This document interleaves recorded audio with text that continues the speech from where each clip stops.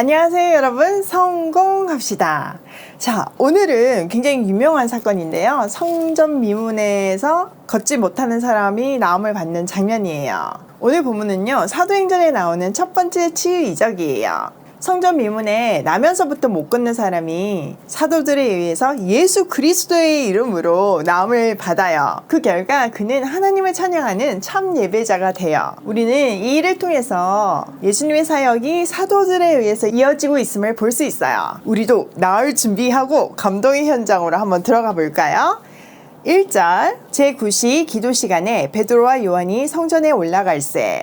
자, 제9시는요, 오늘날의 오후 3시예요. 당시 유대인들이 저녁, 아침, 점심 하루 3번 기도했거든요. 그날도 베드로와 요한은 늘 하던 대로 성전에 기도하러 올라갔어요. 당시에는요, 두 사람씩 짝을 지어서 복음을 전했어요. 예수님께서 70인 전도단을 파송하실 때도 두 사람씩 보냈잖아요. 또 둘은 증인의 수라는 중요한 의미가 있어요. 이들을 통해서 일어날 사건의 중요성을 감지할 수 있죠. 자, 2절. 나면서 못 걷게 된 이를 사람들이 메고 오니 이는 성전에 들어가는 사람들에게 구걸하기 위하여 날마다 미문이라는 성전문에 두는지라. 자, 여기에 보면 나면서 못 걷게 된 이라는 표현이 있죠. 그러니까 이 사람은요, 절대 나을 수 없는 절망적인 상태라는 것을 말해줘요. 이 사람을 사람들이 매일 떠매고 와서 성전 미문에 데려다 줬어요. 왜냐면은 구걸을 해서 살아야 하니까요. 그가 앉았던 미문은요, 말 그대로 금과 은으로 치장된 아름다운 문이었어요. 당시의 성전은 에서의 혈통인 데롯이 유대인들의 한심을 사기 위해서 짓기 시작했어요. 예루살렘의 4분의 1 면적에 해당하는 엄청난 규모의 화려한 성전이 지어지고 있었어요. 그 아름다운 성전은 유대인들의 종교적 허영심을 채워주고 있었고요. 유대인들은요, 이 아름다운 문이라는 이름이 지어질 정도로 아름다운 문을 통과할 때마다 우리는 택함 받은 민족이야, 선택받은 예배자야 라는 자부심과 허영심이 충족되었어요. 그래서 그들은 그들의 종교심을 자랑하는 과장되게 두려워진 술과 화려한 옷을 입고 그것을 통과했을 거예요. 율법에 의해서 구제를 중요하게 여기는 유대인들은 이 미문 앞에 거지를 지나갈 때마다 과장되게 구제를 베푸면서 자기의 종교심을 자랑했어요. 그들의 종교적 허영심이 이 거지에 의해서 딱 충족되고 있었던 거죠. 그 거지도 사실 그 마음을 이용했고요. 자, 3절. 그가 베드로와 요한이 성전에 들어가려 함을 보고 구걸하거늘 베드로가 요한과 더불어 주목하여 이르되 우리를 보라 하니 그가 그들에게 무엇을 얻을까 하여 바라보거늘. 자, 성전에 들어가려는 베드로와 요한에게 그 거지는 구걸해요. 구걸하다가 미완료형으로 되어 있는데요, 그것은 끈질기게 구걸했음을 말해줘요. 베드로와 요한이요, 더불어서 그를 눈여겨보고 우리를 보시오 라고 말했고, 그 못 걷는 사람은요, 뭔가 주려나 하고 두 사람을 빤히 보았어요. 사실 이 나면서부터 못 걷는 거지의 등장에는 여러 가지 메시지가 들어있어요. 우선 못 걷는 사람은요, 당시에 제사장이 될 수도 없고 성전에 들어갈 수도 없었어요. 그런데 이제 메시아적 종말론적 잔치에는 그 어떤 조건에 있던 사람도 나음을 받고 초대받았음을 말해줘요. 또 하나의 의미는요, 이 사람 안에 있는 거지 근성은 예배자 속에 깊이 감춰진 모습을 드러내요. 사실 우리에게도 무엇을 받을까 구걸하는 모습이 우리 예배 속에 숨겨져 있어요. 그 잘못된 모습에서 우리는 나음을 받고 참 예배자가 돼야 해요. 사실 베드로와 요한이 이 미문을 처음 지나가는 것도 아닐 거고 이 거지를 한두 번 본 것도 아닐 거예요. 그런데 성령을 받은 그들의 눈에 이 거지, 더 정확하게 말해서 이 불쌍한 영혼이 보이기 시작한 거죠. 그리고 그를 주목하고 불러주었어요. 그때 그 영혼도 반응했어요. 아무 상관없던 이 무심하고 형식적인 관계가 생명으로 이어지는 순간이에요. 자, 6절. 베드로가 이르되 은과 금은 내게 없거니와 내게 있는 이것을 내게 주노니 나사렛 예수 그리스도의 이름으로 일어나 걸으라 하고 오른손을 잡아 일으키니 발과 발목이 곧 힘을 얻고 뛰어서서 걸으며 그들과 함께 성전으로 들어가면서 걷기도 하고 뛰기도 하며 하나님을 찬송하니. 베드로는요, 조금의 주저함도 없이 확신이 가득 차서 금과 은은 내게 없지만 내게 있는 것을 그대에게 주니 나사렛 예수의 이름으로 일어나 걸으시오 라고 말해요. 이것은요, 것만하려한 성전이 채워주지 못한 은혜와 구원이 주어짐을 말해요. 즉 베드로는요, 거지가 지금 구하고 있는 금과 은, 돈은 줄 수 없지만 그 하루 먹고 사는 돈과는 비교도 안 되는 전인적인 구원을 주려고 해요. 또 나사렛 예수의 이름으로 일어나 걸으라는 표현도 의미심장해요.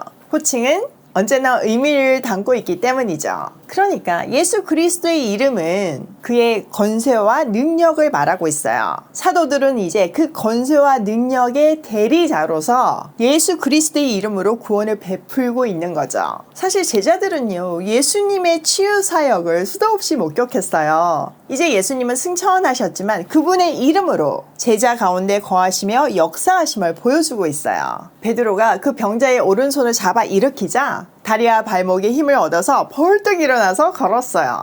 그는 걷기도 하고 뛰기도 하고 하나님을 찬양하면서 그들과 함께 성전으로 들어갔어요. 자, 누가는 의사잖아요. 이 병자가 고침받는 장면을 아주 역동적으로 묘사하고 있어요.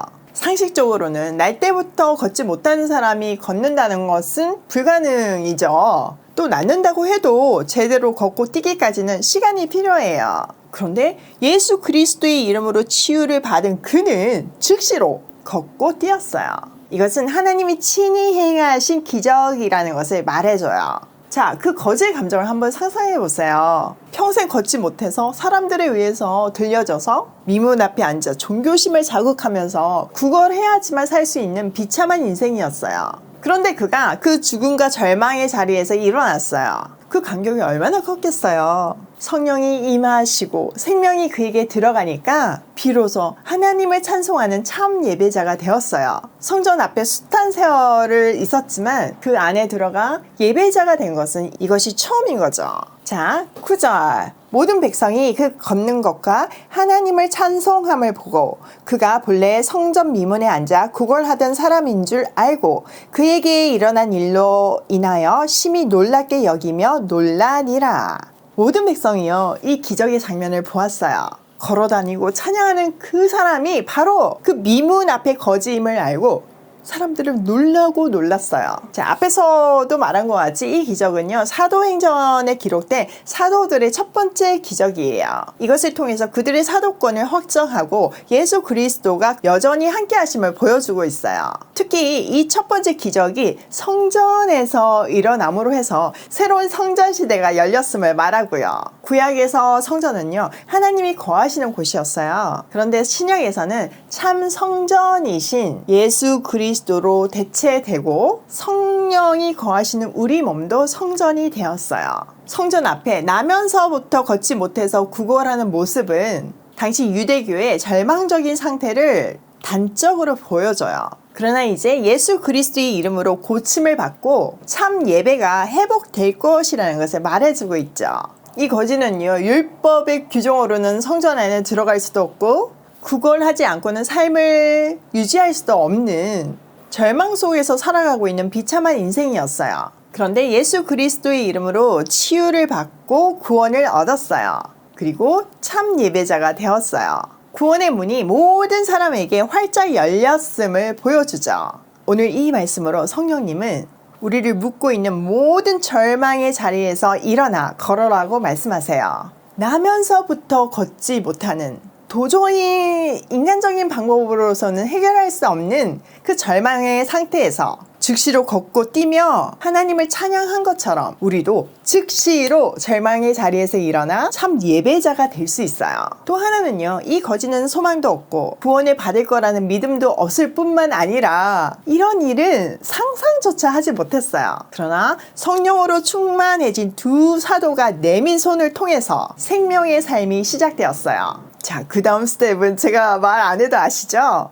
우리는 말씀으로 무장되고 성령으로 충만해져서 이렇게 사람을 살릴 수 있어요. 하나님의 말씀은요, 살아있고 운동력이 있고 어느 검보다 예리해서 혼과 영과 관절과 골수를 찔러 쪼개고 우리의 마음의 생각과 뜻을 판단해요. 우리 마음에 지금 던져진 이 기적의 말씀이 내 안에서 살아 움직여서 내가 살아날 뿐 아니라 손을 내밀어 이웃을 살리게 되길 소원해요. 제가 다 소개를 못 해드렸지만요, 이미 오이 패밀리 안에서는 많은 기적들이 일어나고 있어요. 많은 분들이 여러 가지 후원들을 해주시고 계세요. 물질로 섬겨주시는 분들도 계시고요. 어떤 분은 비즈니스를 새로 시작하시면서 수입한 귀하고 귀한 첫 상품인 대게를 보육원에 보내주셨어요. 사과 농사의 첫 수확을 보내주시기도 하시고요. 옷도 보내주시고 비누도 보내주시고 과자도 보내주시고 사탕도 보내주시고 지금 이 순간에도 이웃을 일으키는 기적이 일어나고 있어요. 아름다운 성전 앞에는 있지만 들어가지 못하고 절망하며 살던 이웃에게 손을 내밀어 일으키는 역사가 꼬리에 꼬리를 물고 일어나고 있어요. 너무 감격이죠. 아, 그렇구나, 감격이다, 이러면 안 돼요, 여러분. 지금 이 순간 영상을 보시는 여러분도 손을 내밀어 보시길 바래요. 아무리 사소하고 작은 것이라도 꼭 해보세요. 오늘의 숙제예요. 시작하는 게 중요해요. 제가 지나고 보니까요, 나의 어려움은요, 그 어려움에 함몰되어서 그 어려움을 묵상할 때 사라지지 않더라고요. 나보다 더 어려운 이웃에게 손을 내밀 때 사라져요. 저희 목사님이 강 건너 불 끄는 인생을 살라고 하신 적이 있거든요. 지금 강 건너 불이 사실 나하고는 별로 상관이 없죠. 이거는 지금 나하고는 아무 상관이 없을 것 같은 하나님의 사명을 말해요. 근데요, 놀라운 것은요, 강 건너 불 끄려고 강을 건너는 순간 내 발의 불은 꺼진다는 거죠. 너무 당연하잖아요. 저는 제 인생에서 이 비밀을 수도 없이 경험하고 있어요. 오늘도 주님이 말씀하신 강 건너 불 끄는 하루가 되길 소망하며 고고싱해요.